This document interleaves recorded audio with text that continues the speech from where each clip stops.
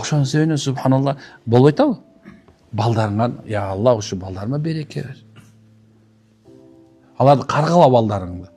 Шүмшүктөр энең тартып калыпты деп эркекти айтат, атаң тартып калып сен катын айтат. Андай эмес, субханалла. Көрдүңүзбү? Алла ошол балким 5 балаңан, 4 балаңын бирөөсүнөн алып, Алла калып калса ошо 5өөнөн тең эртең жиптерди минип, жакшынакай үйлөрдө жашап, сонун бир сон жашап калышы мүмкүн да. Жакшы ойлонгон сон бекен? Ойлонуп койгула түшүнүп деле. Эмне мен мындай ненормально карап атасың?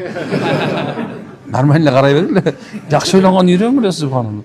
Бүгүн кыйналышың, эртең эки жакшылык, машалла. Карчы кандай гүлдүңөр, машалла, туурабы? Эмне үчүн гүлдүңөр билесиңер? Силер жүрөгүңөр жумшарды. Үмүт.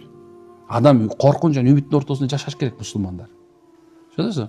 Коркунуч ушул, иман сөлүп кетпей. Кедей болуп эмес. Иман сөлүп кетпейден коркуш керек.